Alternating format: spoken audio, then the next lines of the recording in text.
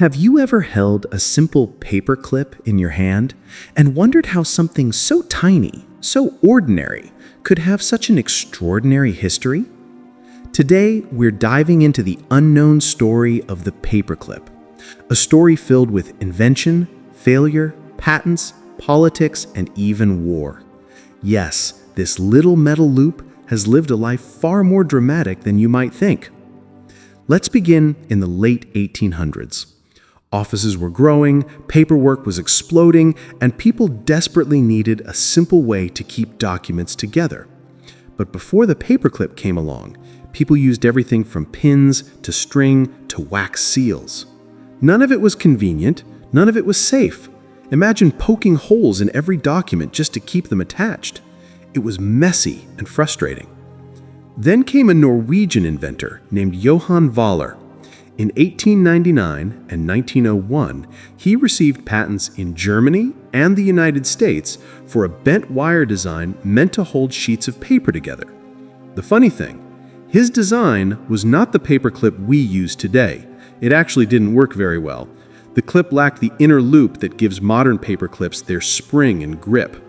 But somehow, Voller would later be widely credited as the inventor of the paperclip, even though his version wasn't the iconic one we know. So where did the real paperclip come from? Most historians believe the familiar double oval design, called the gem paperclip, was already being manufactured in Britain by the late 1800s, before Voller's patents. But the gem clip was never patented, and because no one claimed ownership, its true inventor was lost to history. Imagine creating one of the most widely used tools on Earth, only for your name to vanish forever. And that brings us to one of the most interesting twists in the story. During World War II, Norway was occupied by Nazi Germany. Norwegians wanted a silent symbol of resistance, something they could wear on their clothing without attracting immediate suspicion. They chose the paperclip. Why? Because by then, Norwegians believed the clip was a Norwegian invention by Johan Voller. It became a quiet but powerful statement: we are bound together. Wearing a paperclip on your lapel became an act of national solidarity. Of course, the Nazis eventually noticed the trend and banned it. But by then, the paperclip had become a symbol far greater than its function. A simple office supply had turned into a badge of courage. After the war, the paperclip continued to spread across the world. Its design remained practically unchanged because it was already perfect. Strong enough to hold papers, flexible enough not to break, cheap to produce, and endlessly reusable. It became a universal object, so common that we stopped noticing it entirely. But here's where things get even stranger. In 1998, a high school in Tennessee decided to collect 6 million paperclips to represent the 6 million Jews killed during the Holocaust. The project grew far beyond the classroom. People from all around the world sent paperclips with letters, stories, and messages of remembrance.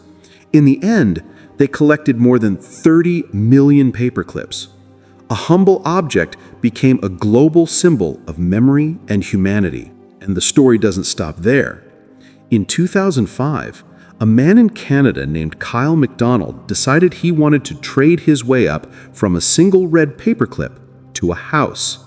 He began by swapping the paperclip for a pen shaped like a fish. Then he traded again and again. Over the course of a year, he made 14 trades, moving from a paperclip to a generator, then to a recording contract, then to a movie role, and eventually, unbelievably, to a 2-story house, all starting from a tiny red paperclip. It's one of the most famous stories in internet history, and it proved something amazing. Even the most ordinary thing can have extraordinary value if someone chooses to see it differently. Today, billions of paperclips are used every year. They sit on desks, inside drawers, in pencil boxes, and even in pocket corners. Sometimes they hold together contracts worth millions. Sometimes they hold together students' homework. Sometimes they're bent and twisted into tiny shapes when people are nervous or bored. And sometimes, like during the war, they become symbols of resistance.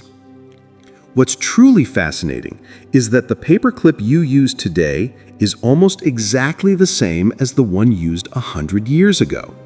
Think about that. In a world where technology evolves every few months, one small metal loop has survived unchanged for decades because it doesn't need to be improved. Its design is simple, elegant, efficient, perfect.